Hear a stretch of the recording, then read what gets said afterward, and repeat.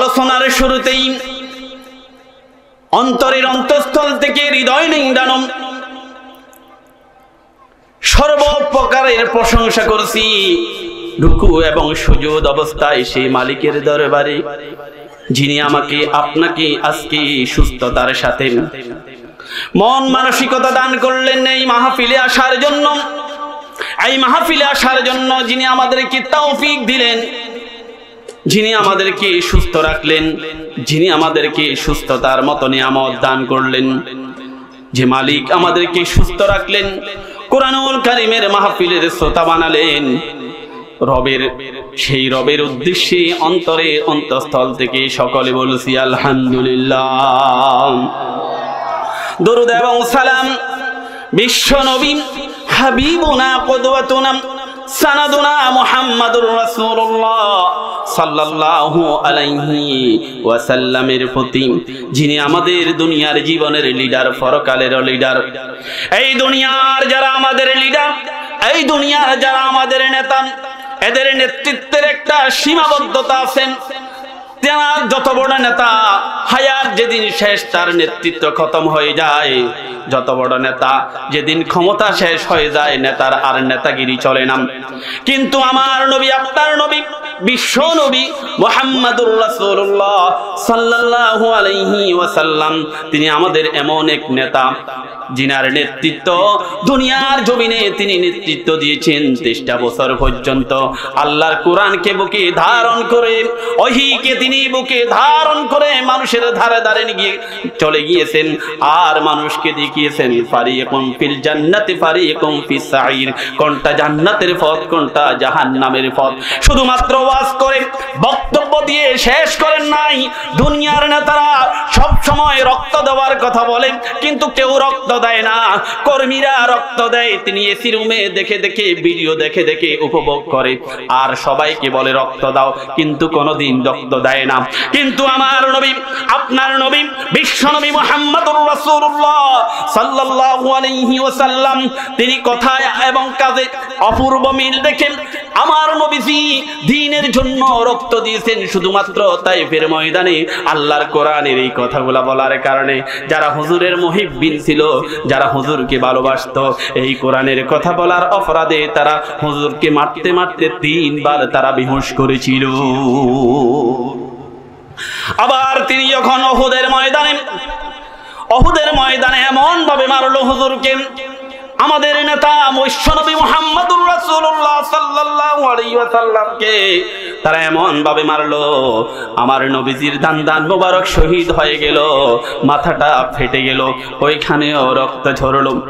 আর নবীজি বললে, আমার উম্মতেরা শোনো, রহমানিয়া মাদ্রাসার যারা মাহফিলে এসেছো, আমার উম্মতেরা শোনো, পৃথিবীতে তোমাকে যেই যতভাবে মহব্বত করে, আমি নবীর চাইতে বেশি মহব্বত করে না। আমিও আমার এলাকার সবচাইতে প্রিয় মানুষ। আমাকে আল আমিন বলেছেন, আমাকে আর সাদিক বলেছেন, তাদের আমানতগুলো আমার কাছে রেখেছে, আমাকে নিয়ে তারা গর্ব করত। কিন্তু এটা ছিল 40 বছর পর্যন্ত সীমাবদ্ধ। যেদিন আল্লাহ রাব্বুল আলামিন আমার উপর কোরআন নাজিল করলেন, আর আমি কোরআনের এই বাণীগুলা যখন আমার মুহিব্বিনদের নিকট যখন প্রচার করতে লাগলাম, এ আমার উম্মতেরা শোনো, তারা আমাকে এমন মহব্বত দেখালো, মহব্বতের বিপরীত কাজটা করলো। যারা আমার কাছে আমানত রাখলো, আমাকে আল আমিন বলল, আমাকে আল সাদিক বলল, ওই লোকেরা আমাকে পাথর দিয়ে এমন ভাবে আঘাত করলো, আমি তাইফের ময়দানে 3 বার বেহুশ হয়েছি। উহুদের ময়দানে আমি রাসূল, আমি রক্তাক্ত হয়েছি, দান মোবারক শহীদ হয়ে গেছে, আমার মাথাটা ফেটে রক্ত ঝরেছে। শুধু তাই নয়, শুধু এই দিন থেকেই কোরআনের আহ্বান থেকে আমাকে নিবৃত রাখার জন্য তারা আমার 2টা মেয়েকে তালাক দিয়ে আমার ঘরের ভিতরে পাঠিয়ে দিয়েছে। এই আমার মুহিব্বিন বান্দাগণ, আমার মুহিব্বিন উম্মতেরা, আমাকে যারা মহব্বত করত, কোরআনের কথা বলার অপরাধে আমাকে শিয়াবে আবু তালিব নামক জেলখানার ভিতরে 3.5 বছর পর্যন্ত আমার পরিবার সহ তারা ওই জেলখানার ভিতরে রেখে দিয়েছিল। উম্মতেরা শোনো, তোমাদের জীবনে এরকম আসবে, কোরআন দিয়ে কথা না বললেন, কোরআনের দাওয়াতি কাজ না করলে, ইকামতে দ্বীনের দাওয়াতি কাজ যদি তুমি তোমার কর্মসূচিতে না রাখো, তুমি এলাকার সবচাইতে বুজুর্গ, তুমি এলাকার সবচাইতে ভালো হুজুর, তোমার দাওয়াতের অভাব হবে না, তোমার চাকরি যাবে না, তোমার সমালোচনা করবে না, কারণ তুমি হচ্ছ গোলালু মার্কা পীর, গোলালু মার্কা তুমি হচ্ছ হুজুর। আর যদি আমার কোরআনের কাজে, যদি কোরআনের কর্মসূচি দিয়ে যদি তুমি ইকামতে দ্বীনের কাজ যদি শুরু করো, যেদিন থেকে শুরু করবা, যে এলাকার মানুষগুলা তোমাকে ভালো হুজুর বলতো, তোমাকে দাওয়াত দিত, ওই এলাকার মানুষগুলা তোমাকে এলাকা থেকে বের করে দিবি। ওই এলাকার মানুষগুলা তোমার দাওয়াত বন্ধ করে দেবে, তোমার নাম প্রস্তাব করলে বলবে উনি বিতর্কিত, তোমার নাম প্রস্তাব করলে প্রত্যাখ্যান করবেন। তখন তুমি মনে করবা তুমি আমার সুন্নাহর সাথে প্রকৃতভাবে তোমার মিল আছে, আমার সিরাত এবং সুরতের সাথে তোমার মিল আছে, আমার দাওয়াত এবং তোমার দাওয়াতের কাজে মিল আছে। যদি এরকম হয় মনে রাখবা, তারাকতু ফিকুম আমরাইন লান তাদিল্লু মা তামাসসাকতুম বিহিমা কিতাবে আল্লাহি ওয়া সুন্নাতে। যদি এরকম হয় তাহলে মনে রাখবা আমি দুটি জিনিস রেখেছি তোমাদের কাছে আমানত। এই আমানতের যদি যথাযথভাবে কোরআন অনুযায়ী যদি দাওয়াতি কাজ করো, আমার সিরাত এবং সুরত অনুযায়ী তুমি তোমার লাইফ স্টাইল যদি তুমি ফিট করতে পারো, মনে রাখবা আল্লাহর এই জমিনে আল্লাহর দ্বীন এর কাজ করতে গিয়ে যদি তোমার কোনো কবিরা গুনাহ হয়ে থাকে, তওবা করার যদি সুযোগ যদি তোমার নাও থাকে, আল্লাহর আদালতে আখিরাতে যদি ধরা পড়ে যাও, আমি তোমার এমন নেতা, তুমি আমার এমন কর্মী, যেদিন তোমার মা তোমার দায়িত্ব নিবে না, বাবা তোমার দায়িত্ব নিবে না, তোমার পীর সাহেব তোমার দায়িত্ব নিবে না, ভাই তোমার থেকে পালাবে, সন্তান তোমার থেকে পালাবে, স্ত্রী তোমার থেকে পালাবে, আমি নবীজি সেদিন তোমার পাশে এসে দাঁড়াবো। আমি এমন নেতা, আমি তোমার এমন নেতা, লাকাদ কানা লাকুম ফি রাসূলিল্লাহি উসওয়াতুন হাসানা। তুমি আমাকে নেতা হিসাবে, আমাকে আদর্শ হিসাবে তুমি গ্রহণ করার কারণে আমি সেদিন তোমার পাশে দাঁড়াবো, আর আল্লাহকে বলবো রব্বুল আলামিন এটা আমার দলের লোক, এটা আমার কর্মী। সেদিন আল্লাহ আমাকে এমন লেটিস্টিটি পাওয়ার দিবে, আমি এমন পাওয়ারফুল নেতা, আল্লাহকে বলবো শুধু আমার দলীয় লোক। এই কথা বলার সাথে সাথে কবিরা গুনাহ থাকার পরও আল্লাহ তোমাকে মাফ করে আল্লাহর জান্নাতটা দিয়ে দিবি। সেই নবীদের উপর আমরা সকলে বলছি সাল্লাল্লাহু আলাইহি ওয়াসাল্লাম। এই নবীর আদর্শকে বাস্তবায়ন করার অপরাধে সাইয়্যিদনা সুমাইয়া রাদিয়াল্লাহু তাআলা আনহা থেকে শুরু করে আজ অবধি কোরআনের এই ময়দানে কোরআনের কথা বলার অপরাধে যাদেরকে দুনিয়া থেকে বিদায় করে দেয়া হলো, মনিবগো আল্লামা লুৎফুর রহমান সাহেব সহ সকলের জন্য তোমার দরবারে প্রার্থনা করছি, মনিবগো দয়া করে তুমি তোমার জান্নাতুল ফিরদাউসের তাদের মেহমান বানায়া দিও। আমার প্রিয় ভাইরা, এই কোরআন দিয়ে কথা বলতে এসেছি। মহান আল্লাহ রাব্বুল আলামিন এই কোরআনুল কারীমকে আমাদের জন্য পাঠালেন। প্রত্যেক জিনিস বানানোর জন্য একটা উদ্দেশ্য আছে। আমি যে এই ঘড়িটি আমার হাতে দিয়েছি, এই ঘড়িটি আমার কাছে যত দামি হবে, কিন্তু এই ঘড়ির একটা উদ্দেশ্য আছে না নাই? একটা আওয়াজ দিয়ে বলেন, একটা ঘড়ির উদ্দেশ্য আছে না নাই?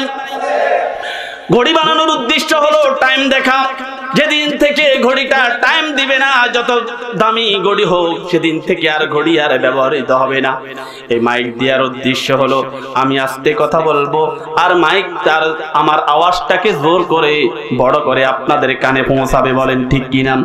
যেদিন থেকে এই মাইক তার আওয়াজটা জোরে শ্রোতার সামনে উপস্থিত করতে পারবে না, যত দামি মাইক হোক কেউ আর তাকে ভাড়া দিয়ে কিনবে না, কোম্পানিও তাকে আর রাখবে না। তার উদ্দেশ্য, তার জায়গা হবে ডাস্টবিনে। বলেন ঠিক কিনা? তেমনি ভাবে আল্লাহ রাব্বুল আলামিন এই কোরআনুল কারীমকে আমাদের জন্য পাঠিয়েছেন। এই কোরআনুল কারীমকে আমাদের জন্য পাঠিয়েছেন একটা উদ্দেশ্য, সেটা হচ্ছে মিনাল মাহাদি ইলাল লাহাদি, দোলনা থেকে কবর পর্যন্ত তিবিয়ানাল লিকুল্লি শাই। কোরআনুল কারীমে আল্লাহ রাব্বুল আলামিন আমাদের জন্য দিয়েছেন একটা হচ্ছে লাইফস্টাইল, এটা হচ্ছে কনস্টিটিউশন। আপনি আপনার জীবন পদ্ধতি, ব্যক্তিগত জীবন, পারিবারিক জীবন, সামাজিক জীবন, রাষ্ট্রীয় জীবন আপনি কিভাবে পরিচালিত করবেন। মনিব বলতেছে আমি কোরআনুল কারীমের ভিতরে সব কিছু তোমাকে দিয়ে দিয়েছি। আমি এই কোরআনের মাঝে সব কিছু দিয়ে দিলাম, কিন্তু আজ এই কোরআনুল কারীম আমরা শুধু তিলাওয়াতের কিতাব বানিয়েছি, এই কোরআনুল কারীমকে হাদিয়ার কিতাব বানিয়েছি, এই কোরআনুল কারীমকে তারাবির নামাজে খতমের কিতাব বানাইছি, এই কোরআনুল কারীমকে কেউ ইন্তেকাল করলে তার জানাজায় উপস্থিত হয় মৃত ব্যক্তির খতমের কিতাব বানাইছি। বলেন ঠিক কিনা? অথচ আল্লাহ কোরআন পাঠাইছেন আমাদের জীবন পরিচালনা করার জন্য। আল্লাহ রাব্বুল আলামিন কোরআনুল কারীমকে পাঠিয়ে আল্লাহ রাব্বুল আলামিন বলেন, তুমি যদি দুনিয়াতে শান্তিতে থাকতে চাও, এক নম্বরে চুরি বন্ধ করতে হবে কিনা? জোরে বলেন। দুর্নীতি বন্ধ করতে হবে কিনা? জেনা ব্যভিচার বন্ধ করতে হবে কিনা? এই কোরআন, এই তুমি যদি সমাজে তুমি যদি সুন্দরভাবে শান্তি প্রতিষ্ঠিত করতে চাও, তাহলে এই কোরআনুল কারীমের আইনগুলো যদি প্রয়োগ করো, তাহলে তোমার সমাজ শান্তিতে এমন ভাবে পরিণত হবে। আল্লাহর নবী যখন দুনিয়াতে আসেন নাই, তখন পরিস্থিতি ছিল এমন ভয়াবহ, ওই সময় চুরি ডাকাতি জেনা হাইজাকার রাহাজানি এগুলা নিত্য নৈমিত্তিক ব্যবস্থা ছিল।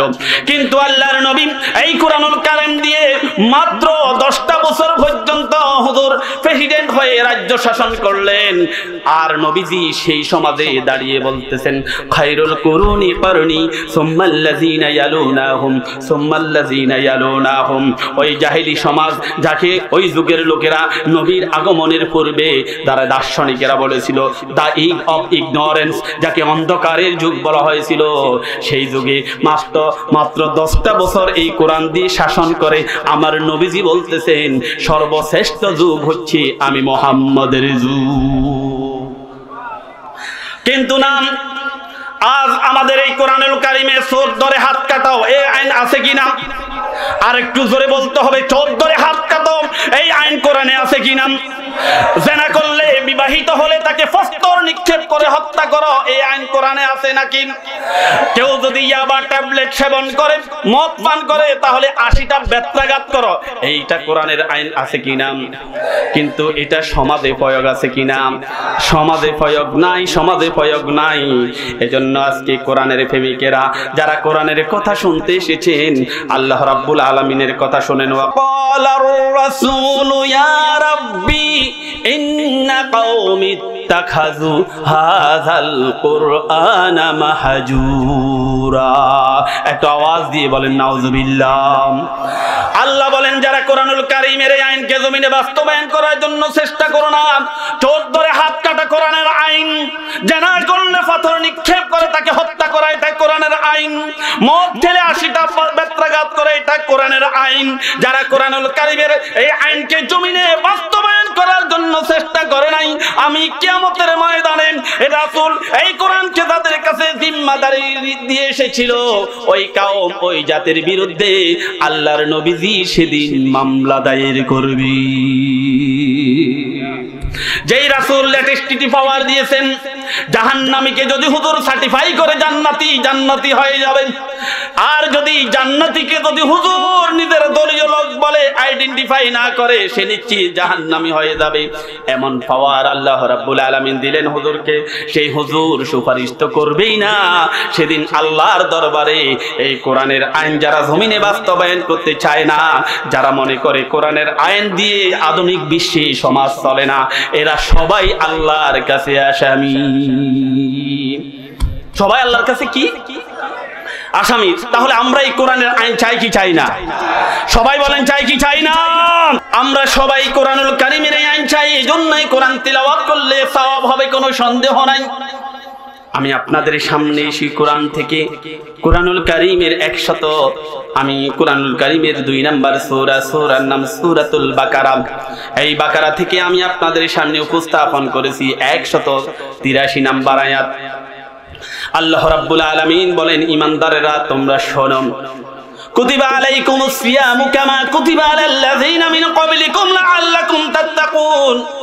এই সিয়াম সাধনার মাসে রমজানের রোজা তোমাদের উপর ফরজ করা হয়েছে, যেমনি করে তোমাদের পূর্ববর্তীদের উপর রোজা ফরজ করা হলো। আল্লাহকে প্রশ্ন করলাম, রব তুমি আমাদের জন্য কিভাবে আমাদের খানাটাকে স্টপ করে দিলা, তুমি আমাদের খানাটাকে বন্ধ করে দিলা, স্ত্রী সহবাস বন্ধ করে দিলাম, হালাল কাজগুলো তুমি হারাম করে দিলা, রব্বুল আলামিন কেন করলা? আল্লাহ বলেন লাআল্লাকুম তাত্তাকুন, 11টা মাস পর্যন্ত শয়তানের পরশিত হয়। তুমি যে গুনার কাজ করেছো, আমি আল্লাহ এই রোজা তোমাদের জন্য দিয়েছি যাতে করে তোমাদেরকে মুত্তাকি বানাতে পারি।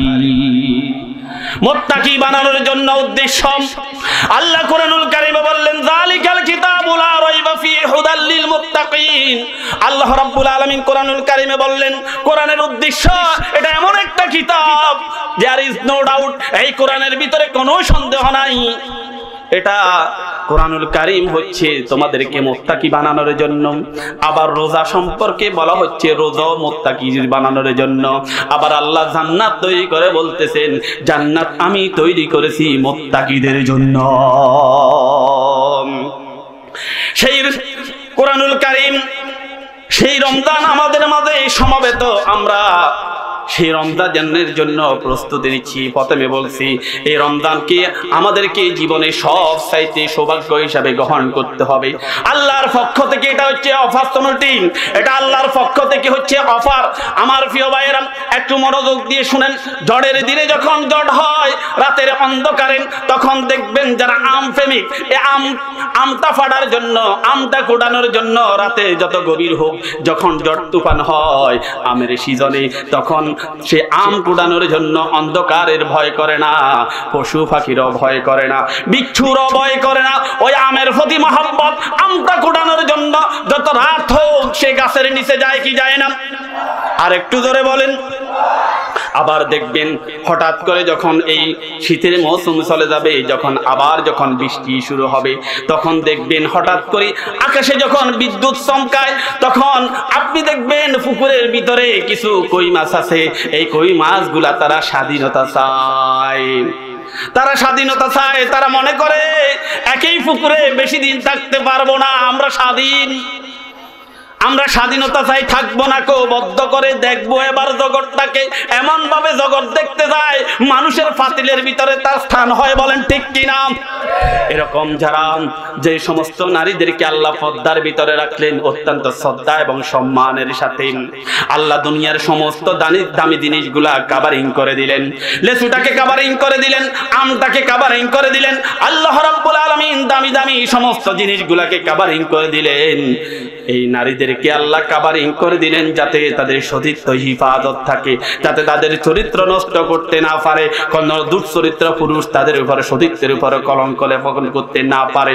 কিন্তু দেখবেন এই কই মাছগুলা যদি এই পুকুরে থাকতো, সেখানে সে নির্দিষ্ট সময় পর্যন্ত সে থাকতে পারতো, কিন্তু যখন বিদ্রোহ ঘোষণা করে তাদেরকে রাতের অন্ধকারে যখন আকাশে বিদ্যুৎ চমকায় আর কই মাছের নেশা আছে, এই ব্যক্তি যত ঝড় হোক তুফান হোক একটা ছাতা নিয়ে কই মাছ ধরার জন্য আসে, বলেন ঠিক কিনা?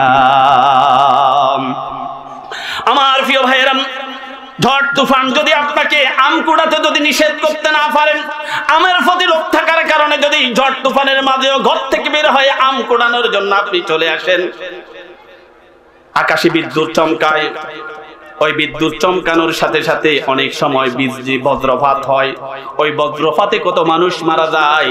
এই দৃশ্য দেখার পর, এই দৃশ্য শোনার পরও যারা কই মাছের প্রতি মহব্বত, কোনো বিজলি চমকানো, কোনো ভয়, কোনো ভীতি, কোনো সাপের ভয়, দংশনের ভয়, কোনো বিচ্ছুর ভয় তাকে আটকাতে পারে না, একটা লাইট নিয়ে সেই কই মাছ সংগ্রহ করার জন্য চলে আসে, বলেন ঠিক কিনা?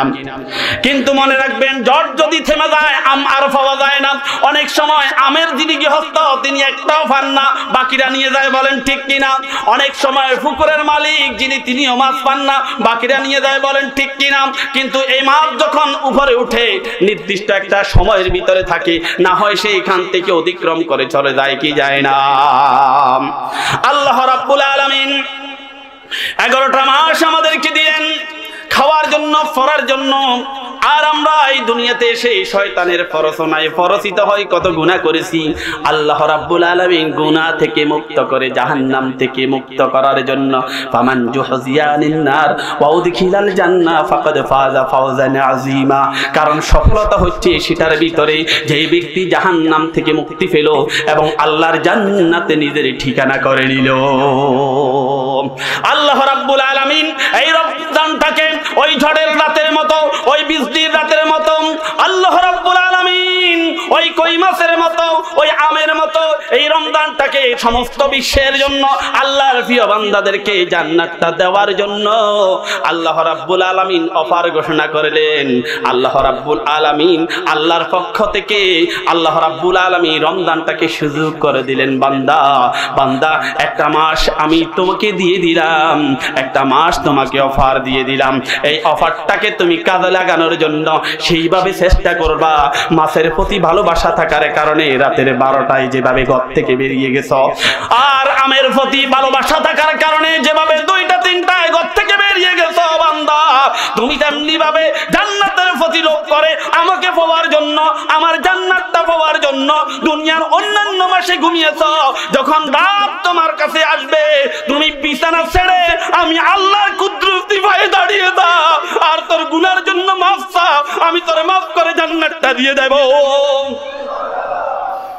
কুতিবা আলাইকুমুস সিয়াম কামা কুতিবা আলাল্লাযিনা মিন ক্বাবলিকুম লাআল্লাকুম তাত্তাকুন। রোজা শুধু তোর উপর ফরজ করি নাই, তোর পূর্বে যারা রোজা রেখেছিল তাদের জন্য আমি ফরজ করেছিলাম উম্মত হিসাবে। মান সামা রমাদান ঈমানান ওয়া ইহতিসাবান গুফিরা লাহু মা তাকাদ্দামা মিন যামবি। এই রমজান যদি আত্মপর্যালোচনা সহ রোজা রাখো, মনে রাখতে হবে আত্মপর্যালোচনা কি। 1 নম্বরে এই গত বছর রোজা রেখেছে, এই বছর আমাদের মাঝে নাই এমন ব্যক্তিও আছে না নাই? 1 নম্বরে আমার প্রিয় আব্বু ইন্তেকাল করেছেন ডিসেম্বর মাসে। গত বছর নিজের বাবা সহ একসাথে ইফতার করেছি। এই বছর রমজান এসেছে আর বাবা নাই। তেমনি ভাবে কোরআন প্রেমিকেরা আপনারা যারা এখানে আছেন, আপনারা কত স্বজনকে গত বছর বিদায় দিয়েছেন। সকাল বেলায় আপনি যখন মাইকের আওয়াজ শুনেছেন অমুক বাড়িতে অমুক ব্যক্তি আর নাই, এভাবে মাইকে আমরা কতজনের মৃত্যুর সংবাদ শুনেছি। তেমনি ভাবে আমরা যারা এখানে আছি 1 নম্বর পর্যালোচনা হচ্ছে গত বছর কতজনের জানাজা পড়েছি। তেমনি ভাবে এই বছর হয়তো রমজানের পর আমারও জানাজা পড়া লাগবে, বলেন ঠিক কিনা? 1 নম্বরে আত্মপর্যালোচনা করতে হবে। এই রমজান হচ্ছে আমার জীবনের জন্য সর্বশেষ রমজান। এই রমজানে এত অফার, স্বয়ং নবী দোয়া করেছেন আল্লাহুম্মা বারিক লানা ফি রাজব ওয়া শাবান ওয়া বাল্লিগনা রমাদান। শাবান মাস আর রজব মাস, শাবান মাসের বারাকা তুমি আমাকে দান করো আল্লাহ। শাবান মাস আর রজব আর শাবান মাসের পূর্বে যদি আমার হায়াতটা শেষ হয়ে যায়, মালিক দয়া করে এক্সটেনশন করে আমার হায়াতটাকে এক্সটেনশন করে আল্লাহ রমজান পর্যন্ত পৌঁছিয়ে দাও। তার মানে রমজানের রোজা রাখার মতো হায়াত এবং সুস্থতা তুমি আমাকে দান করো। আল্লাহর নবী 1 নম্বরে পর্যালোচনা করতে হবে, এটা আমার জন্য সর্বশেষ রমজান। আল্লাহর নবী বলেন যে ব্যক্তি রমজান পেল অথচ রমজানে গুনাহ সমূহ মুক্ত করে সে জান্নাতে যেতে পারলো না, তার চাইতে হতভাগ্য ব্যক্তি আল্লাহর দুনিয়ায় কেউ নাই। হুজুর শুধু এই কথা বলেই শেষ করেন নাই, হুজুর তাদের জন্য বদদোয়া দিয়েছেন যারা রমজান পেল অথচ রমজানে তার চরিত্র পরিবর্তন করতে পারলো না। এজন্য রমজানকে সামনে রেখে 1 নম্বরে আমাদের পর্যালোচনা করতে হবে, এটা হচ্ছে আমার জীবনের সর্বশেষ রমজান। এই কথা মনে করে আমল করার জন্য নিয়ত করতে হবে। 2 নম্বরে নেগেটিভ পয়েন্টগুলা, গত বছর আমি মিথ্যা কথা বলেছি, এবার শপথ গ্রহণ করতে হবে আমি কোনোদিন মিথ্যা বলবো না। কারণ আমি বাবা হিসেবে যদি মিথ্যা বলি আমার সন্তানটাও মিথ্যা বলবে, বলেন ঠিক কিনা? আল কিযবু উম্মুল জুন, আর মিথ্যা হচ্ছে সমস্ত গুনাহের মূল। আমি মিথ্যা ছেড়ে দেব, 1 নম্বরে মিথ্যা কথা বলবো না। মিথ্যা কথা আমাদের সমাজে আছে না নাই? মিথ্যা কথার আধুনিক সংস্করণ হয়েছে।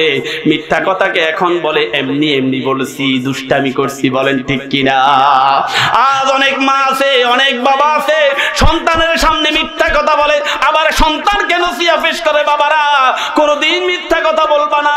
ছেলেটা মায়ের মুখের দিকে তাকায়, মেয়েটা মায়ের মুখের দিকে তাকায়, আস্তে করে বলে তুমিও তো বলো। এরকম আছে না নাই? আমার প্রিয় ভাইরা, 1 নম্বরে মিথ্যা ছেড়ে দিতে হবে, রাজি আছেন তো ইনশাআল্লাহ? 2 নম্বরে আমাদের মোবাইলটাকে মুসলমান বানাইতে হবে, কারণ আমাদের মোবাইলটা সম্পূর্ণ অমুসলিম হিসাবে শয়তানের সবচাইতে বড় হাতিয়ার, বলেন ঠিক কিনা? এই মোবাইলের ভিতরে জুয়া আছে না নাই? আর একটু জোরে বলেন, এই মোবাইলের ভিতরে জুয়া আছে না নাই? এই মোবাইলের ভিতরে ক্যারাম বোর্ড আছে না নাই? এই মোবাইলের ভিতরে সক্কার বোর্ড আছে না নাই? এই মোবাইলের ভিতরে পণ্য ছবি আছে না নাই? এই মোবাইলের ভিতরে নায়ক নায়িকার ছবি আছে না নাই? এই মোবাইলের ভিতরে হিন্দি ছবি আছে না নাই? এই মোবাইলের ভিতরে বাংলা নাটক আছে না নাই? 1 নম্বরে সিদ্ধান্ত নিতে হবে, মোবাইলকে আমি মুসলমান বানাবো। আজকে এখানে সিদ্ধান্ত নেব, আমার মোবাইলের ভিতরে একজন মুসলমান হিসাবে যে সমস্ত অপশনগুলা থাকার দরকার ছিল না, এই সমস্ত অপশনগুলাকে আজ অল ডিলিটই করব, অল ডিলিট করে দেব। রাজি আছেন তো? আর একটু জোরে বলেন, রাজি আছেন তো? যুবকেরা, তরুণেরা, আমি তোমাদের পায়ে ধরি বলি, আমাদের আজকে ভবিষ্যৎ ধ্বংস করে দিচ্ছে এই মোবাইলে, বলেন ঠিক কিনা?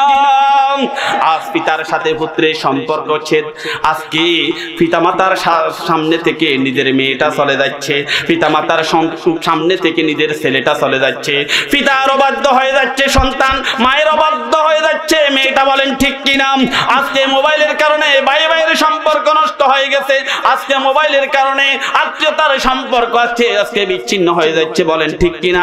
মোবাইল যখন ছিল না, বউ শাশুড়ি ঝগড়া ছিল, তারা নিজেরা মীমাংসা হয়ে যেত, কারণ একটা চিঠি দিলে 15 দিন থেকে 1 মাস লাগতো, বলেন ঠিক কিনা?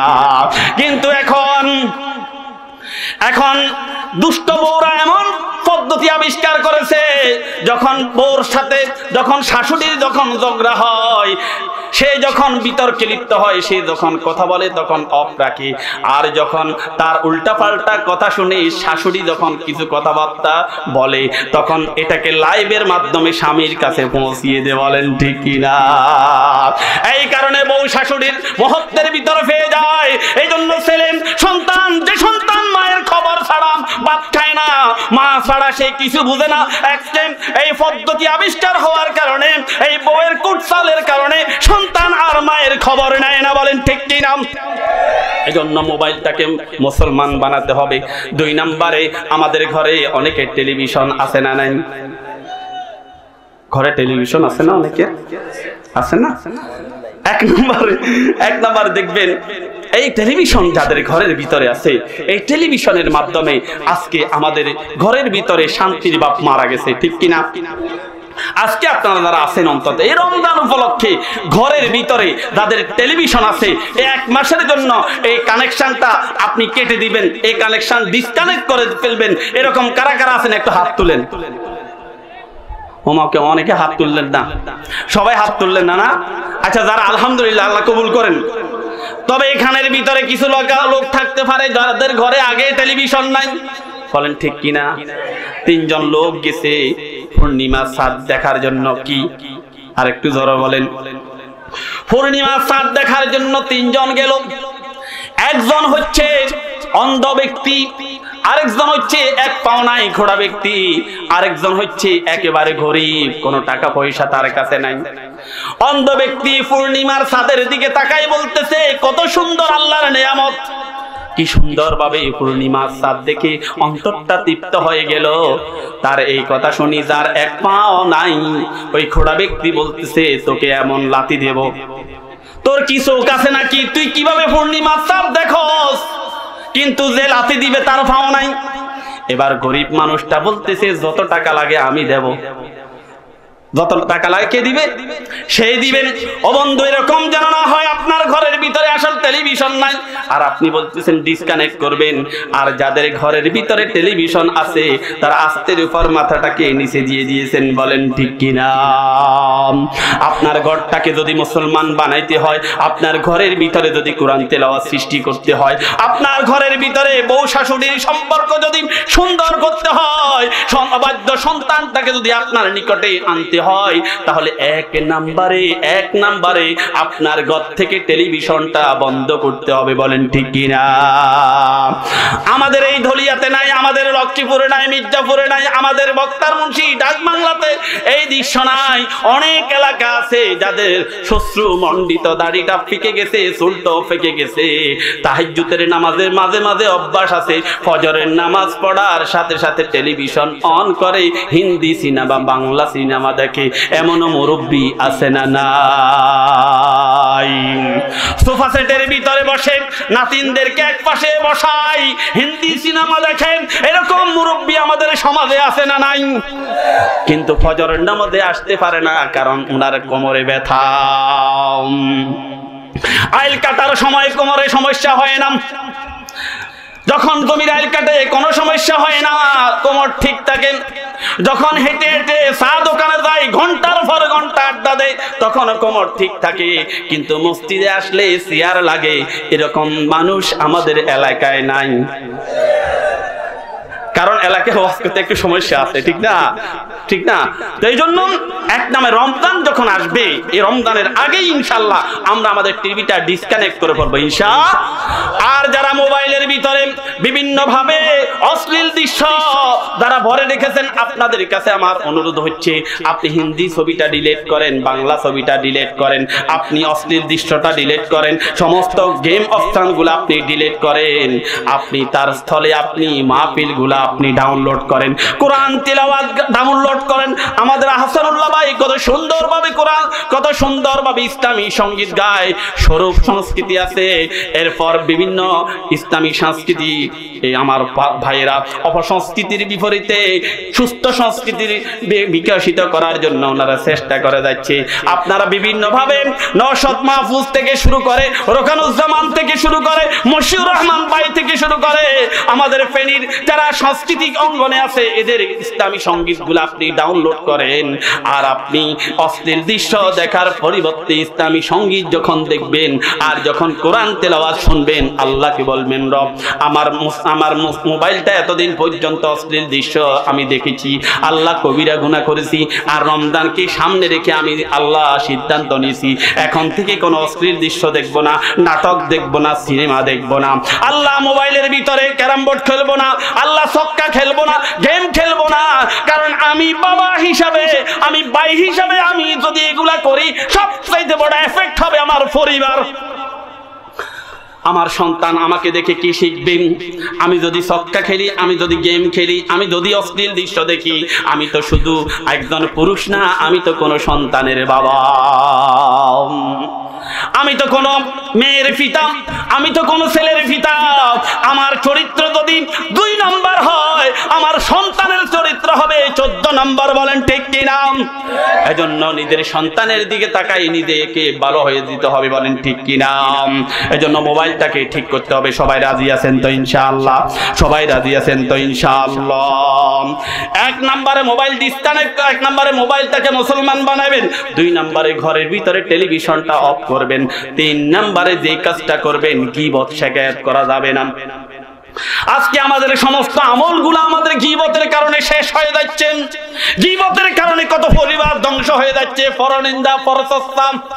গীবতের কারণে, গীবত এমন একটা মারাত্মক ব্যাধি, যে ব্যাধির কারণে আপনার নামাজ, রোজা, হজ, টাকা সব ধ্বংস হয়ে যাচ্ছে। কারণ আল গীবাতু আশাদ্দু মিনাল জিনা। একজন জানাকার যদি আল্লাহর কাছে যদি তওবা করে, আল্লাহ মাফ করেও দিতে পারে কি পারে না। কিন্তু একজন গীবতকারী ততক্ষণ পর্যন্ত ক্ষমা পাবে না যতক্ষণ সে তার ভাইয়ের অনুপস্থিতিতে তার বিরুদ্ধে সমালোচনা করছে, যার বিরুদ্ধে সমালোচনা করছে, সে যতক্ষণ পর্যন্ত মাফ করবে না ততক্ষণ পর্যন্ত সে মাফ পাবে না। এজন্য এই রোজা রেখে আমরা গীবত করব না। আল্লাহর নবীর সামনে একজন মহিলাকে নিয়ে আসলো। নবীজি বললেন তার কি সমস্যা? বললেন এই মহিলা রোজা রেখে আরেকজনের গীবত করেছে, হঠাৎ করে বেহুশ হয়ে গেছে। আল্লাহর নবী বলেন রোজা রেখে গীবত করার কারণে আল্লাহর রহমত থেকে মহিলা বঞ্চিত হয়ে গেছে। এজন্য প্রিয় ভাইরা, 1 নম্বরে 4 নম্বরে আমরা গীবত করব না। সবাই রাজি আছেন তো ইনশাআল্লাহ? সবাই রাজি আছেন তো ইনশাআল্লাহ? আল্লাহ তৌফিক দান করুন। প্রিয় ভাইরা, আল্লাহ বলেন কুতিবা আলাইকুমুস সিয়ামু কামা কুতিবা আলাল্লাযিনা মিন ক্বাবলিকুম লাআল্লাকুম তাত্তাকুন। রোজা তোমাদেরকে এই জন্য দিয়েছি যাতে করে তুমি মুত্তাকি হতে পারো। গীবতকারী কোনোদিন মুত্তাকি হতে পারবে না, মিথ্যাবাদী কোনোদিন মুত্তাকি হতে পারবে না, অশ্লীল দৃশ্য দেখে কোনোদিন মুত্তাকি হওয়া যাবে না। মুত্তাকি মানে হচ্ছে খোদাভীতি অর্জন করা, যার অন্তরের ভিতরে আল্লাহর ভয় আছে। ও যুবক, ও তরুণ, তোমার অন্তরের ভিতরে মহান রবের যদি ভয় থাকে, রাত্রি যখন দরজা বন্ধ করো তুমি আর কেউ যখন ঘুমের ভিতরে থাকে না, তখন তুমি মোবাইলের ভিতরে অশ্লীল দৃশ্য দেখো, বিভিন্ন নাজার গান দেখো, আর আরেকজনের সাথে ডেটিং করো, সেটিং করো, তখন মনে রাখতে হবে দুনিয়ার সবাইকে ফাঁকি দিতে পেরেছি, আমার মালিক আল্লাহকে ফাঁকি দিতে পারবো না। বলেন ঠিক কিনা? আল্লাহ রাব্বুল আলামিন চান বান্দা তার নিকটে চলে আসুক। একজন রাজার একজন মুহিব্বিন ব্যক্তি ছিল। ওই লোকটার আশা ছিল রাজা মহোদয়ের সাথে দেখা করবে, কিন্তু কোনোদিন রাজার সাথে তিনি দেখা করতে পারবেন না। একদিন রাজার কাছে যখন খবর এলো তার একজন মহাব্বতের লোক তাকে মহাব্বত করে, কিন্তু রাজার শিডিউলটা সে পাচ্ছে না। রাজা একদিন খবর দিল ওই লোকটাকে আমার কাছে আসার জন্য শিডিউল দিয়ে দাও। শিডিউলটা দিয়ে গেল। এবার ওরা যারা শিডিউলটা পেয়েছে একেবারে গরিব, একবারে অসহায় মানুষ, তাদের রাজার কাছে নেওয়ার মতো তাদের কোনো ব্যবস্থাপনা ছিল না। এখন ওই গরিব মহিলা এবং গরিব পুরুষ দুইজন স্বামী স্ত্রী রাজাকে পরামর্শ দিল, রাজার কাছে আমরা যাওয়ার মতো তেমন কিছু তো নাই। এক কাজ করো, আমাদের পুকুরের যে স্বচ্ছ পানি, একবার ঝর্ণার মতো যে পানি আছে, ঝর্ণার ভিতরে এই পানি থেকে 1 কলস পানি আমরা রাজ দরবারে নিয়ে যাব। রাজা এই স্বচ্ছ পানিগুলা পান করে তৃপ্ত হয়, তিনি আমাদের জন্য পুরস্কার দেবেন। যেই কথা সেই কাজ। নিজের পুকুর থেকে স্বচ্ছ পানি নিয়ে কলসে ভরে তিনারা রওনা দিলেন। বিশাল পথ, ওই পথে যাওয়ার সময় একবারে কলসটা খোলা থাকার কারণে অনেকগুলা ধুলাবালি সেখানে সম্পৃক্ত হয়ে 3 দিন 4 দিন পর্যন্ত লেগেছে। এই কলসের পানিগুলা দুর্গন্ধযুক্ত হয়েছে, পানির কালারটাও নষ্ট হয়ে গেছে। রাজ দরবারে যখন মুহিব্বিন এই সমস্ত রাজার কর্মচারীরা উপস্থিত হয়ে বলতেছে, রাজা মহোদয়, আপনার তো ধনের অভাব নাই, আপনার তো সম্পদের অভাব নাই, কিন্তু আমরা গরিব মানুষ, আপনার মতো আপনার কাছে নিয়ে আসার মতো আমাদের তেমন কিছুই নাই। এটা হচ্ছে আমাদের পুকুরের স্বচ্ছ পানি, এগুলা আমরা পান করি, এজন্য আমি আপনার জন্য এই পানিগুলা নিয়ে আসলাম। রাজা অত্যন্ত আগ্রহের সাথে যখন ওই পানিগুলা দেখলেন দুর্গন্ধের জন্য ওই কলসের নিকট যাওয়া যায় না, কালারটা নষ্ট হয়ে গেছে, পান করার কোনো অবস্থা নাই। রাজা কৌশল অবলম্বন করলেন, বলেন তোমরা নিয়ে এসেছো আমার জন্য হাদিয়া, আলহামদুলিল্লাহ আমি খুশি হয়েছি। তার রাজদরবারে উজিরকে বলল, এই পানিগুলা পাশে রেখে যাও, পানিগুলা তুমি আমার রাজদরবারের সবচাইতে ভালো পাত্রের ভিতরে আমার মুহিব্বিনের পানিগুলা ঢেলে দাও, আর যে কলস করে আমার জন্য পানি নিয়ে এসেছে ওই সমস্ত কলসটা আশরাফি দিয়ে স্বর্ণ মুদ্রা দিয়ে ভরে তাকে উপহার দিয়ে দাও। আর বলল যাওয়ার সময় দজলা নদী দেখিয়ে দিবা, এই দজলা নদীর পাশ দিয়ে যখন যাবে এই দজলা নদীর পানিগুলা তাদেরকে একবার দেখাবা। দজলা নদীর পানি হচ্ছে গভীর নলকূপের চাইতেও গভীর, যে পানি একেবারে উপর থেকে নিচতলা দেখা যায়, এত স্বচ্ছ, এত পরিষ্কার। রাজদরবারের কর্মচারী তাদের মুহিব্বিনদেরকে যখন দজলা নদীর পাশে দিয়ে নিচ্ছিল আর যখন পানিগুলা দেখাচ্ছিল, এবার দুইজন ওই কর্মচারীকে জিজ্ঞেস করলো, ভাই আমরা যে পানিগুলা নিলাম ওই পানিগুলা তো একবারে অস্বচ্ছ, দুর্গন্ধযুক্ত, এত দুর্গন্ধ, এত কালারবিহীন ওই পানি পাওয়ার পরও, এত স্বচ্ছ পানি থাকার পরও আমাদের পানিগুলা তিনি গ্রহণ করে আমাদেরকে তিরস্কার করলেন না, ভৎসনা করলেন না, আবার আমাদেরকে পুরস্কারও দিলেন। ব্যাখ্যা করুন। ওই রাজার কর্মচারী ওই মুহিব্বিনদেরকে, মহব্বতের লোকদেরকে বুঝিয়ে দিল, ও মুহিব্বিনরা, রাজা তোমার পানি দেখে খুশি হয় নাই, পানিটা তোমার থেকে নেয় নাই। রাজা দেখেছে তোমরা রাজাকে কতগুলো মহব্বত করো। রাজার পানির দরকার নাই, রাজার পানির অভাব নাই। তোমরা যে দূর দূরান্ত থেকে রাজাকে ভালোবেসে তুমি তোমার পানি, পুকুরের পানি ওই রাজদরবারে নিয়ে এসেছ, এটা হচ্ছে মহব্বতের প্রকাশ, এটা হচ্ছে ভালোবাসার প্রকাশ। তুমি ভালোবেসে রাজাকে তুমি পানি দিয়েছ, পানির দিকে রাজা তাকাই নাই, তোমার মহব্বতের দিকে তাকায়া তোমাকে পুরস্কৃত করেছি। আমার প্রিয় রোজাদার ভাইরা, যারা রোজা রাখবেন, আল্লাহর দুনিয়াতে আল্লাহকে সিজদা করার মতো লোকের অভাবে নাই। तमाम দুনিয়ার ভিতরে আল্লাহ রাব্বুল আলামিনকে সিজদা করার মতো সৃষ্টির অভাব নাই। আল্লাহ রাব্বুল আলামিন রুকু অবস্থায় সৃষ্টি করলেন, সিজদারত অবস্থায় সৃষ্টি করলেন, আল্লাহ রাব্বুল আলামিন দাঁড়ানো অবস্থায় সৃষ্টি করলেন। এমন সৃষ্টি আছে কিয়ামত পর্যন্ত দাঁড়িয়ে থাকবে, এমন সৃষ্টি আছে কিয়ামত পর্যন্ত রুকু করবে, এমন সৃষ্টি আছে কিয়ামত পর্যন্ত সিজদা করবে, এমন সৃষ্টি আছে আল্লাহর 18,000 মাখলুকাত বলা হয়, কিন্তু কত হাজার মাখলুকাত আল্লাহ মালুম। আল্লাহ রাব্বুল আলামিন এমন সৃষ্টি আছে যারা একবারে সকাল থেকে সন্ধ্যা পর্যন্ত আল্লাহর জিকির করে, আল্লাহর প্রশংসা করে। আপনি আল্লাহকে রুকু করে, সিজদা করে, সিজদার মাধ্যমে শুধুমাত্র ইবাদতের মাধ্যমে মালিকের সন্তুষ্টি অর্জন করতে পারবেন না। মালিক চায় আপনি আপনার অন্তর থেকে মালিককে কতটা মহব্বত করেন।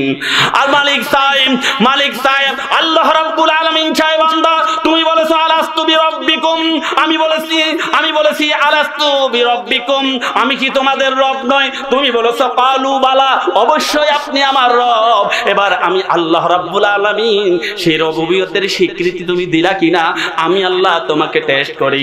সকাল বেলায় মুয়াজ্জিনের কণ্ঠে, মুয়াজ্জিন যে আজান দেয়, তোমার তার মসজিদের দিকে আহ্বান করে, এটা মুয়াজ্জিনের কণ্ঠ নয়, এটা আমি আল্লাহ রাব্বুল আলামিনের কুদরতি কণ্ঠ দিয়ে তোমাকে মসজিদের দিকে আহ্বান করি। আমি আল্লাহ রাব্বুল আলামিন ফজরে তোমাকে আহ্বান করি, তুমি না বলেছিল আমি তোমার রব? কত মানুষ পেটের পীড়ায় হাসপাতালে ভর্তি, কত মানুষ ঘুম দেওয়ার জন্য ট্যাবলেট খায়, ঘুম আসে না। আমি আল্লাহ রাব্বুল আলামিন রাতের ঘুমটাকে তোমার জন্য নিয়ামত বানিয়েছি।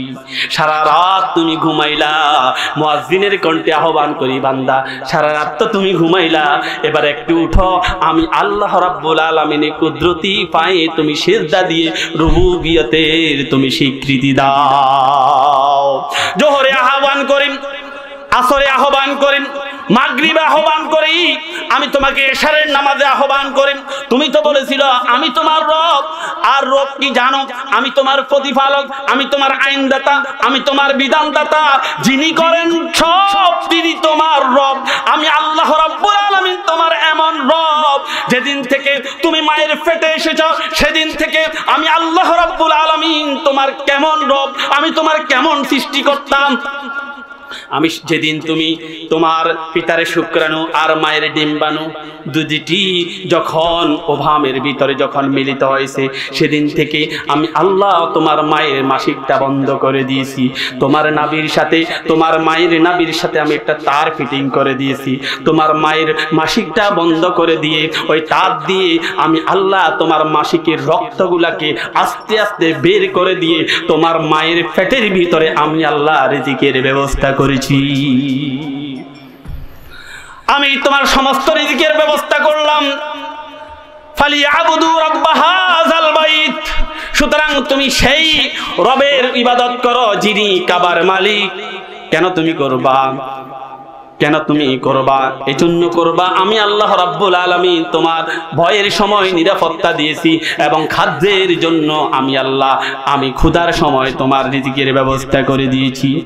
আমার প্রিয় ভাইরা, যে কথাটা বলতেছিলাম, তাহলে সেই রবের স্বীকৃতি দিয়ে আপনি যখন এই কোরআনুল কারীম এর মাস আপনার সামনে সমাগত, মনে রাখবেন লাআল্লাকুম তাত্তাকুন, মুত্তাকি হওয়ার জন্য কোরআনের শব্দ, কোরআন লাগবে, রোজাও লাগবে।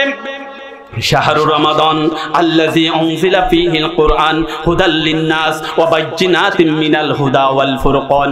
আল্লাহ রাব্বুল আলামিন বলেন, এই কোরআন এই নাজিলের মাসে আমি কোরআন নাজিল করেছি, এইজন্যই এই কোরআন তোমাকে সত্য মিথ্যার পার্থক্য সৃষ্টি করে দিবে। মনে রাখবেন মুসলমানেরা, মনে রাখবেন, রমজান মাস শাবান মাসের মতো মাস, রমজান মাস অন্যান্য মাসের মতো মাস। এই রমজান মাসের কেবলমাত্র গুরুত্ব বেড়েছে শুধুমাত্র কোরআনের জন্য, শুধুমাত্র কোরআনের জন্য, শুধুমাত্র কোরআনের জন্য। বলেন ঠিক কিনা? যেই কোরআন মাসের উপর নাজিল হলে একটা ফরজ 70টা ফরজের সমান, যেই কোরআন মাসের উপর নাজিল হলে একটা সুন্নাহ অন্যান্য মাসের ফরজের সমতুল্য, যেই কোরআন যে রাতের ভিতরে নাজিল হলে এক রাতের ইবাদত হাজার হাজার মাসের চাইতেও বেশি, সেই কোরআন মাসের ভিতরে নাজিল হওয়ার কারণে মাসের মর্যাদা বৃদ্ধি পেয়ে যায়, রাতের ভিতরে নাজিল হওয়ার কারণে রাতের মর্যাদা বৃদ্ধি হয়ে যায়। ওই কোরআনুল কারীম এই রিয়ালের ভিতরে রাখার কারণে রিয়ালের মর্যাদা বৃদ্ধি হয়ে যায়। সেই কোরআনুল কারীম যদি আমরা আমাদের জীবনে যদি বাস্তবায়ন করতে পারতাম, আমাদের মর্যাদা বাড়তো কিনা? যেই কোরআনের ছাত্র হওয়ার কারণে সাইয়েদনা বেলাল এর মর্যাদা বেড়ে গেল, যেই কোরআনের ছাত্র হওয়ার কারণে ওমর ফারুকের মতো লোকের তিনি দুনিয়াতে থাকতেই জান্নাত পেয়ে গেছেন। সুবহানাল্লাহ কোন? সেই কোরআন আজও আমাদের মাঝে আছে না নাই? সুতরাং এই রমজান মাসে আমাদেরকে একমাত্র কেবলমাত্র শুধুমাত্র সিদ্ধান্ত নিতে হবে, এই রমজান মাসে আমরা একটা রাত অতিবাহিত হবে না যেই রাত আমরা কোরআন তিলাওয়াত করব না। বলেন ঠিক কিনা? সারা রাত কোরআন তিলাওয়াত করব, তাহাজ্জুদের নামাজ পড়ব, ফাতাহাজ্জাত বিহি নাফিলাতাল লাক। এই কোরআন তাহাজ্জুদের মাধ্যমে মর্যাদা বাড়িয়ে দিবেন কে? মনে রাখবেন আমার প্রিয় ভাইরা, আপনি আপনার পারিবারিক কথাটা যদি বন্ধুর সাথে শেয়ার করেন, আপনার মর্যাদা কমে যাবে, পরিবারের মর্যাদা কমে যাবে। টুকটাক সমস্যা হয় না এমন কোনো পরিবার নাই, তবে ওই পরিবারটা সব চাইতে ভালো যে পরিবারের সমস্যাগুলা গোপন থাকে। বলেন ঠিক কিনা? যেই পরিবারের কথা বাইরে যায় না ওই পরিবারটা সব চাইতে সুখী। যেই পরিবারের কথা বাইরে চলে যায় ওই পরিবার কখনো সুখী হতে পারে না। আপনি আপনার ছেলে কথা শুনে না, এটা যদি কারোর সাথে শেয়ার করেন তাহলে সে আপনার বদনাম করবে, আপনাকে একরকম বলবে, আপনার সন্তানকে একরকম বলবে। বলেন ঠিক কিনা? আপনি আপনার পরিবারের কথা যদি কাউকে যদি আপন মনে করে তাকে যদি শেয়ার করেন, সেটা আরেকজনের কাছে বলে দেওয়ার সম্ভাবনা আছে না নাই? কিন্তু আপনি যদি আপনার পরিবারের কথা, আপনি যদি আপনার ঘরের কথা, আপনি যদি আপনার এই গোপন কথাগুলা যদি মালিকের সামনে যদি দাঁড়িয়ে যান রমজানুল মুবারকে, আপনি দাঁড়িয়ে গেলেন, সন্তানটাকেও পিছনে দাঁড় করালেন, আপনার স্ত্রীটাকেও পিছনে দাঁড় করালেন, সবাই সম্মিলিতভাবে তাহাজ্জুদের নামাজ আদায় করলেন।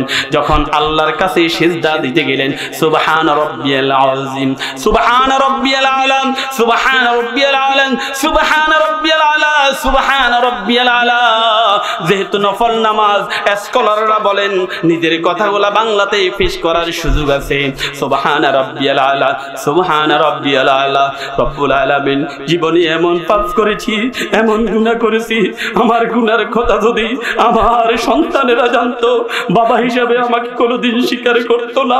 আমার পাপের কথা, আমার গোপন কথা, আমার গুনার কথা যদি আমার স্ত্রী জানতো, স্বামী হিসাবে আমাকে কোনোদিন স্বীকার করতো না। আমার গুনার কথা যদি সমাজের লোকেরা জানতো, সমাজের ভিতরে আমি মুখ দেখাতে পারতাম না। রব্বুল আলামিন, আপনি তো সত্তার, আপনি তো গফফার। রব্বুল আলামিন, আপনি আমার গুনাহগুলো গোপন করে দিয়েছেন, আপনি আমার গুনাহগুলোকে গোপন করেছেন। রব, আপনি তো আমার রব, আপনি তো গফফার, আপনি তো ক্ষমা করে দেন। আয় আল্লাহ, তোমার কাছে প্রার্থনা করি, দয়া করে তুই আমার জীবনের গুনাহগুলো মাফ করে দাও রব্বুল আলামিন। এই গভীর রজনীর ভিতরে একটা মনের কথা বলতে এসেছি। কত আশা ভরসা করে তোমার কাছ থেকে চেয়ে নিয়েছি, এই সন্তান নিয়েছি, সেই সন্তান এখন আমার কথা শুনে না। আমার সন্তানটা নামাজ পড়ে না, আমার সন্তানটা নষ্ট হয়ে যাচ্ছে, আমার সন্তানটা এখন ইয়াবাখোর হয়ে গেছে। যেই সন্তানটা কোনোদিন আমার চোখের সামনে দাঁড়িয়ে কথা বলে নাই, ওই সন্তান এখন আমার চোখের দিকে তাকিয়ে কথা বলে, আমার কোনো নির্দেশ মানে না। রাতের অন্ধকারে কখন ঘরে আসে আমিও জানি না। আমি একজন সম্মানীয় ব্যক্তি, এলাকার লোকেরা আমাকে সম্মান দেয়, কিন্তু এই গোপন কথাটা আমি কারো কাছে বলতে পারি না। রব দয়া করে তুমি আমার সন্তানটাকে মানুষের মতো মানুষ বানায় দাও। রব্বানা হাব লানা মিন আজওয়াজিনা ওয়া যুররিয়াতিনা কুররাতা আয়ুন ওয়াজআলনা লিল মুত্তাকিনা ইমামা। আল্লাহ, আমার স্ত্রী, সন্তান, সন্ততি আমাদের সবাইকে তুমি এমন ভাবে তৈরি হওয়ার তৌফিক দান করো, যাদেরকে দেখলে আমার চক্ষু শীতল হয়ে যাবে, কলিজা ঠান্ডা হয়ে যাবে। রব, আমার স্ত্রী, আমার সন্তান, আমাদের সবাইকে তুমি মুত্তাকিদের ইমাম বানায়া দাও। ও আল্লাহ রব্বুল আলামিন, ইউটিউবের যুগ, আল্লাহ আমার মেয়েটাকে নিয়ে বড় বিপদে আছি। অনেক আশা ভরসা করি মেয়েটাকে ভালো পাত্রস্থ করার জন্য আল্লাহ চেষ্টা করতেছি, কিন্তু আজকে আমার মেয়ের চলন বলন ভালো লাগে না, কথাবার্তা ভালো লাগে না, আমার মেয়েটা বেপরদায় চলে। রব, আমার মেয়ের বেপরদার কারণে বাবা হিসাবে আমিও তো আসামি হয়ে যাব। রব, তোমার কাছে তোমার কুদরতি পায়ে সিজদা করছি, দয়া করে আমার কন্যা সন্তানটাকে আমার দিকে তাকিয়ে তুমি রুজু করে দাও, আমার সন্তানটাকে তুমি মানুষের মতো মানুষ বানাও। আপনি দরখাস্ত করছেন মালিকের কাছে, ওই দরখাস্তের ভিতরে রাতের অন্ধকারে আল্লাহ রাব্বুল আলামিন যখন এসে বলতেছেন, বান্দা তোকে মাফ করে দেওয়ার জন্য আমি তো পৃথিবীর আসমান, আমি আসমান ছেড়ে পৃথিবীর আমি দুনিয়াতে চলে আসি, দুনিয়ার আসমানে চলে এসেছি। আলামিন মুস্তাগফির, কে আসো তোকে ক্ষমা করে দেব, কে আসো তোকে ক্ষমা করে দেব, কত গুনাহ করেছিস আমি আল্লাহ তোকে মাফ করে দেওয়ার জন্য আমি চলে এসেছি। কে আসো আমার কাছে সাহায্য প্রার্থনা করছো, মনের দুঃখ বুঝি কাউকে বলতে পারছো না, ধীরে ধীরে শেষ হয়ে যাচ্ছ, ডিপ্রেশনে ভুগতেছ। ও যুবক, কোন নারীর প্রেমে পড়ে, কোন নারীর খপ্পরে পড়ে, মার কথা ভালো লাগে না, এখন মায়ের কথা ভালো লাগে না, বাবার কথা ভালো লাগে না, সবকিছু তোমার কাছে কেমন কেমন মনে হচ্ছে, আর মনে করতেছ ও যুবক ওই মেয়েটা যদি তোমার জীবনে আসে তোমার জীবন সফল হয়ে যাবে। অথচ তুমি জানো এখন ফেসবুকের যুগ, তুমি ছাড়াও এইভাবে ওই মেয়েটাকে অনেক যুবকের সাথে সম্পর্ক থাকার সম্ভাবনা আছে না না? ও যুবক, রাতের অন্ধকারে তুমি যদি ওই তাহাজ্জুদের নামাজে সিজদায় যদি পড়ে যাও আর মালিককে যদি বলো, আল্লাহ এই পৃথিবীতে রব্বুল আলামিন তুমি বলেছো ইন্না কাইদা কুন্না আযীম, এই দুনিয়াতে নারীদের ষড়যন্ত্র বড় মারাত্মক। এই নারীদের কারণে ইউসুফ আলাইহিস সালাম জেল খেটেছেন, এই নারীদের কারণে হযরত মুহাম্মদ সাল্লাল্লাহু আলাইহি ওয়াসাল্লামকে বিষ পানে হত্যা করতে চেয়েছিল। এই দুনিয়াতে ম্যাক্সিমাম সমস্যা হয়েছিল নারীদের কারণে। যেই নারীর পায়ের নিচে জান্নাত, যে নারীর সম্মান সবচেয়ে বেশি, কিন্তু ওই নারী অ্যাক্সিডেন্ট হলে এ জাতি ধ্বংস হয়ে যায়। বিদ্যুতের কারণে আমরা সবাই আলোকিত হয়েছি, কিন্তু বিদ্যুতের খোলা তারে যদি কারো কানেকশন থাকে সে আর জীবিত থাকবে না, বলেন ঠিক কিনা? ও যুবক, তুমি যদি কোনো সুন্দরী নারীর প্রতি যদি তোমার চোখ যায়, রাতের অন্ধকারে মালিকের পায়ে সিজদা করে যদি বলো, মালিক আমি বড় বিপদে পড়ে গেছি, আল্লাহ তুমি তো অন্তর্যামী, অন্তর পরিবর্তন করতে পারো কেবল তুমি। রব্বুল আলামিন, বড় বিপদে পড়ে গেছি, এই নারীর কারণে আমার ইজ্জত এবং সম্মান সব শেষ হয়ে যাবে। এলাকার মুরব্বীরা আমাকে শ্রদ্ধা, আমাকে স্নেহ করে, ছোট ভাইরা আমাকে আদর করে, যদি কেউ জানে এই নারীর সাথে অবৈধ কানেকশন আছে আমার সব শেষ হয়ে যাবে। আল্লাহ তুমি আমার অন্তরটা পরিবর্তন করে দাও। সামনে রোজা, আমি রোজাকে সামনে রেখে তওবা করলাম। আল্লাহ এই দুনিয়ার সুন্দরী নারী থেকে আমার চোখটাকে ফিরাই ফেললাম। আল্লাহ দুনিয়ার নারীর চাইতে তোমার রাসূল বলেছ, আপু বলেছে, আর তুমি কোরআনে বলেছ, আল্লাহ জান্নাতের ভিতরে যে সমস্ত নারীগুলা তুমি আমার জন্য রেখেছ, আল্লাহ জান্নাতের নারী পাওয়ার উদ্দেশ্যে, জান্নাতের প্রেমিকা পাওয়ার উদ্দেশ্যে, জান্নাতের গার্লফ্রেন্ড পাওয়ার উদ্দেশ্যে দুনিয়ার গার্লফ্রেন্ডকে ত্যাগ করলাম, জান্নাতের বন্ধুকে পাওয়ার জন্য দুনিয়াতে অবৈধ সম্পর্ক আমি ত্যাগ করলাম। রব তুমি আমার অন্তরটাকে পরিবর্তন করে দাও। এইখানে যারা যুবক আছো, জানি না কার সাথে কার রিলেশন, বর্তমান যে সমস্যা হচ্ছে, বর্তমান যে সিচুয়েশন, আগামী যে সিচুয়েশন আসতেছে, কেউ যদি এই পৃথিবীতে বিয়ের আগে যদি অবৈধ সম্পর্ক না থাকে তাহলে মনে করবে এর চাইতে দরবেশ আল্লাহর দুনিয়াতে নাই। বলেন ঠিক কিনা? তাহলে এই রমজানকে সামনে রেখে মহান মনিবের সন্তুষ্টি পাওয়ার উদ্দেশ্যে আজকে যারা যুবক এই মাহফিলে এসেছ, তোমরা কি মহান আল্লাহকে সন্তুষ্টির উদ্দেশ্যে, জান্নাতে নারী পাওয়ার উদ্দেশ্যে, জান্নাতে গার্লফ্রেন্ড পাওয়ার উদ্দেশ্যে? কারণ জান্নাতে যারা তোমার প্রেমিক হবে, জান্নাতে যারা তোমার গার্লফ্রেন্ড হবে, তারা সবাই সিঙ্গেল। বর্তমানে একজনের কতজন আছে সে ছাড়া আর কেউ জানে না, কারণ সে একবারে সহজ সরল, যতজন প্রফেসর দেই কাউকে নিষেধ করতে পারে না। বলেন ঠিক কিনা? মেয়েটা অত্যন্ত শর্মিন্দা, যতজনে বলে আই লাভ ইউ সবাইকে ইয়েস বলে, এরকম মেয়েও আছে না নাই? কিন্তু বন্ধু এই সমস্ত নারী তুমি কি জানো, তার ফ্যাটের ভিতরে ময়লা, বগলের ভিতরে ময়লা, নাকের ভিতরে ময়লা, প্রত্যেক মাসে সে কয়েকদিন অসুস্থ থাকে। কিন্তু জান্নাতের ভিতরে যে সমস্ত নারীগুলো অপেক্ষায় রত, তোমার জান্নাতের ভিতরে কোনো টয়লেট নাই। যে সমস্ত মুরব্বীরা সিগারেট খাওয়ার জন্য চেষ্টা করতেছেন, এখনো সিগারেট খায়, সুক্তান দিয়ে আসে না নাই? মুরব্বী মানুষ সকালবেলায় আপনি দেখবেন বিভিন্ন টয়লেটের ভিতরে যেন আগুন ধরে গেছে। আপনি অপেক্ষা করবেন, কতক্ষণ পরে দেখবেন হঠাৎ করে একজন বেরিয়ে আসতেছে, তার মানে টয়লেটের ভিতরে বসে বসে তিনি কাজ করেছেন। এরকম মুরব্বী আমাদের সমাজে নাই, এইরকম মুরব্বী আমাদের সমাজে নাই। আমি অন্য এলাকার কথা বলতেছি। ও বন্ধু আমি তোমাকে বলি, এই দুনিয়ার নারীদের বিভিন্ন দুর্বলতা আছে। আমি কোন নারীকে কটাক্ষ করি না, শুধুমাত্র তোমাকে পার্থক্যটা বোঝানোর জন্য বলি। ও যুবক, এই দুনিয়ার নারী যারা, তাকে নাকের ভিতরে ময়লা, চোখের ভিতরে ময়লা, বগলের ভিতরে ময়লা, পেটের ভিতরে ময়লা, কিন্তু যারা আল্লাহ রাব্বুল আলামিন এর জান্নাতের নারীদেরকে দিয়ে যদি ভালোবেসে যদি এই নারীর ভালোবাসা তুমি ত্যাগ করতে পারো, এমন নারী আল্লাহ রাব্বুল আলামিন দিবেন যাদের জীবনে মাসিক হয় না, যাদের জীবনে তারা একেবারে সিঙ্গেল, জীবনে কোনো পুরুষ তাদেরকে স্পর্শ করে নাই। এত সুন্দরী নারী দিবেন, এত সুন্দরী নারী দিবেন, কল্পনা করা যাবে না। রাতের গভীরে যুবক তুমি যদি অবৈধ প্রেম ভালোবাসাকে যদি ডিলিট করে দিয়ে মহান রবের ভালোবাসাটাকে যদি সিলেক্ট করে তোমার অন্তরের ভিতরে যদি বসাইতে পারো, মালিকের সামনে যদি কেঁদে কেঁদে বলতে পারো, মালিক যা গুনাহ করেছি, আল্লাহ রমজান উপলক্ষে সিদ্ধান্ত নিয়েছি আর কোনো অবৈধ প্রেম আর ভালোবাসা করব না, মালিক গো তুমি আমার অন্তরটা পরিবর্তন করে দাও। এবার যুবকেরা একটু বলেন, আপনি যদি এভাবে যে দোয়া করেন আল্লাহ কবুল করার সম্ভাবনা আছে না?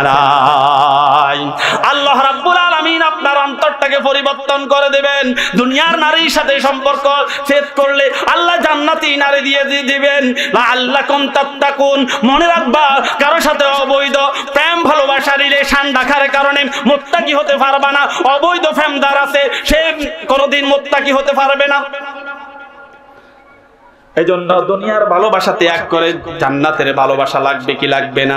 কুতিবা আলাইকুমুস সিয়ামু কামা কুতিবা আলাল্লাযিনা মিন ক্বাবলিকুম লাআল্লাকুম তাত্তাকুন। মনে রাখবা আল্লাহ রাব্বুল আলামিনের প্রেম আর ভালোবাসা পেতে হলে আল্লাহর কাছাকাছি যাওয়ার দরকার আছে না নাই? এজন্য এক নম্বরে সিদ্ধান্ত নিতে হবে 5 ওয়াক্ত নামাজ জামাতে পড়বো। সবাই রাজি আছেন তো? সবাই রাজি আছেন তো? 5 ওয়াক্ত নামাজের সাথে মনে রাখবেন নফলগুলো ছাড়া যাবে না, সুন্নাত ছাড়া যাবে না, জামাতে নামাজ ত্যাগ করা যাবে না। মনে রাখবেন যার জীবনে নফল ছাড়ে না তার জীবনে সুন্নাত ছাড়ার সম্ভাবনা নাই। যার জীবনে সুন্নাত ছাড়ে না সে জামাত ছাড়বে না, যার জীবনে জামাত ছাড়ে না তার নামাজ কাদা হয়ে যাওয়ার সম্ভাবনা নাই। বলেন ঠিক কিনা? তবে রাসূল বলেছেন তুমি ফরজগুলা মসজিদে আদায় করো আর তুমি নফলগুলা তোমার ঘরের ভিতরে আদায় করো, তোমরা ঘর সমূহকে কবর বানিও না। বলেন ঠিক কিনা? সন্তানকে আপনি নামাজে বানাবেন, এই রমজানে রমজানে আপনি সিদ্ধান্ত নেবেন, আপনার পরিবারকে নিয়ে বসবেন, পরিবারটাকে কোরআনময় বানাবেন, পরিবারটাকে নামাজি বানাবেন, সন্তানটাকে নামাজের শিক্ষা দিবেন, স্ত্রীটাকে নামাজের শিক্ষা দিবেন। প্রিয় ভাইয়েরা, আজকে যারা বিভিন্ন সালিশ করার জন্য, বিভিন্ন দরবার করার জন্য বিভিন্নভাবে সময় দেন, নিজের পরিবারকে সময় দিতে পারেন না, মনে রাখবেন কুআনফুসাকুম ওয়া আহলিকুম নার। যদি আপনি আপনার পরিবারকে জাহান্নাম থেকে বাঁচানোর কর্মসূচি যদি না নেন, তাহলে আপনার ঘরটাকে জাহান্নাম বানিয়ে দিবেন কি?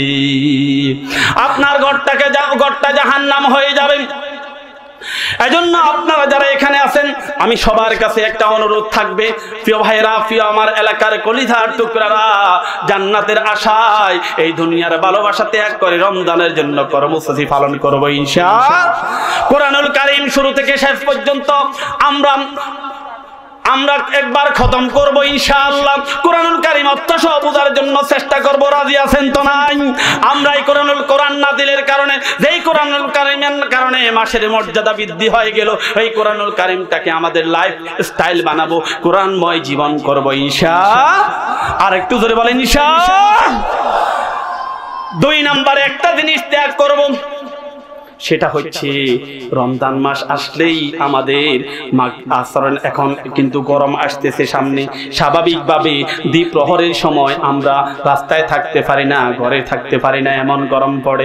কিন্তু এখন রমজান মাস যখন আসে, আমাদের শ্রদ্ধাবাদন সম্মানীয় মা এবং বোনদেরকে আমরা যখন সূর্যটা হেলে পড়ে, সাথে সাথে জোহরের নামাজ পড়ার পর আমরা পাকের ঘরে পাঠিয়ে দিই, বলেন ঠিক কিনা? এই মহিলাটাও রোজা রেখেছে, আমিও রোজা রেখেছি। সারাদিন রোজা রাখার পর জোহরের নামাজের পর থেকে ইফতারি বানানো শুরু হয়, কারণ এখন থেকে আমরা শুরু করেছি রমজানের প্রস্তুতি, বলেন ঠিক কিনা? কেউ নিতেছি রোজার প্রস্তুতি, কেউ নিতেছি কেনাকাটার প্রস্তুতি, কেউ নিতেছি রমজানের প্রস্তুতি, কেউ নিতেছি ইফতারি কে কত বেশি খেতে পারবে, কোনটা দিলে স্বাদটা একটু বেড়ে যাবে, বলেন ঠিক কিনা? এজন্য আজকে আমরা এবার রমজানে একটু ব্যতিক্রম করব, সেটা হচ্ছে আমরা রমজানে ইফতারি বানানোর জন্য আমাদের মা এবং বোনদেরকে গরম চুলার কাছে পাঠাবো না, কারণ তিনিও রোজা রেখেছেন, আমিও রোজা রেখেছি। আমি রোজা রেখে যদি রোদ সহ্য করতে না পেরে যদি ফ্যানের ভিতরে বসে থাকি, যেই মহিলাটা আমার মতো রোজা রেখেছে তিনি কিভাবে আগুনের সামনে যান? এজন্য তাদের কাজটা একটু হালকা করে দেন।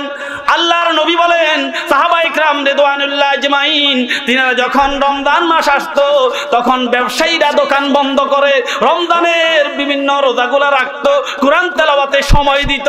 আর এখন যখন আমাদের রমজান মাস আসে, বদ্ধ দোকানটাও খুলে দেয়া হয়, বলেন ঠিক কিনা? বিভিন্ন অফার দিয়ে মানুষকে ঠকানোর কর্মসূচি গ্রহণ করে, বলেন ঠিক কিনা? প্রথম রমজান থেকে শুরু করে আমাদের মা বোনদের কারণে বাজারে যাওয়া যায় না, বলেন ঠিক কিনা? শুরু থেকে শেষ পর্যন্ত কেনাকাটার কারণে আমরাও আজকে মার্কেটে ঢুকতে পুরুষ হয় না, বলেন ঠিক কিনা? এই রমজানে সিদ্ধান্ত নিতে হবে, আমি আমার স্ত্রীকে কোনোদিন মার্কেটে পাঠাবো না। বলছেন না? বলছেন না? সবাই রাজি আছেন তো ইনশাআল্লাহ? কারণ মনে রাখবেন, আমার স্ত্রীর দ্বারা যদি কারো কবিরা গুনাহ হয়, সমস্ত কবিরা গুনাহ একসাথ করে আমার আমল নামায় পাঠানো হবে, নাউযুবিল্লাহ বলেন। আমার স্ত্রীকে বেপরদায় করব না, আমার স্ত্রীকে বেপরদায় চালাবো না, আমার স্ত্রীকে মার্কেটে পাঠাবো না, আমার স্ত্রীকে দিয়ে হারাম কাজ করাবো না। সবাই রাজি আছেন তো ইনশাআল্লাহ? আরেকটা কথা হচ্ছে, রমজান উপলক্ষে সিদ্ধান্ত নিব কোনোদিন হারাম খাবো না। এবং হারামটা কি? যারা 90 টাকার পেঁয়াজ 120 টাকা করছে, এটাও হারাম। যারা লটারির মাধ্যমে কম দামি জিনিসকে বেশি দাম দিয়ে বিক্রি করে, এটাও হারাম। যারা জোর দখল করে, সাদাবাজি করে, এটাও হারাম টাকা, বলেন ঠিক কিনা? জোর করে যদি আপনার যদি আরেকজনের জমি যদি আপনার জমির ভিতরে ঢুকান, আপনি তো সব চাইতে ভালো জানেন, এই রমজান মাস আসার আগে, এই সোমবার দিন আসার আগে, আগামীকাল রবিবার, আপনি দয়া করে আপনি যার খতিয়ান আরেকজনের জমি আপনার খতিয়ানে ঢুকাইছেন, মাফ চেয়ে বলেন ভাইটা জমিটা আপনাকে নিয়ে যান, কারণ আপনার জমি যদি আমার দখলে অবৈধভাবে থাকে, আমি যত তাহাজ্জুদ গুজার হই, আমার একটা সিজদা মালিক কবুল করবে না। সর্বশেষ কথা বলতেছি, রমজানে সাহাবায়ে কেরাম একটা কাজ করতেন, সেটা হচ্ছে আল্লাহর নবীর সাহাবীরা রমজান মাস আসার আগেই যাকাত দিতেন। আমরা এখন রমজান মাসের জন্য বসে থাকি। সাহাবীরা জিজ্ঞেস করলো কেন? এই জন্য তারা রমজান মাস আসার আগে শাবান মাসে যাকাত দিতেন, কারণ আপনার যাকাতের টাকা দিয়ে কত অসহায় দরিদ্র মানুষ সাহারি কিনবে, সাহারির খাদ্য কিনবে, ইত্যাদি সামগ্রী কিনবে। সুতরাং আপনি যদি আগে যাকাতটা দিতে পারেন তাহলেই আপনার দুটি লাভ। এক নম্বর আপনি যাকাত দিলেন, দুই নম্বর হলো আপনি গরিবকে দান করলেন, তিন নম্বর হলো আপনার যাকাতের টাকা নিয়ে, সাদকার টাকা নিয়ে কেউ যদি ইফতার করে, কেউ যদি সাহারি খায়, তাহলে ওই সাহারি, ওই ইফতার, ওই রোজাদারের সওয়াব রোজাদার তো পাবেই, বিনিময়ে আপনিও পাবেন। তাহলে রমজানের আগেই যদি যাকাতটা দেন, এক নম্বরে সাদাকার সওয়াব পাবেন, দুই নম্বরে যাকাতের সওয়াব পাবেন তো ইনশাআল্লাহ।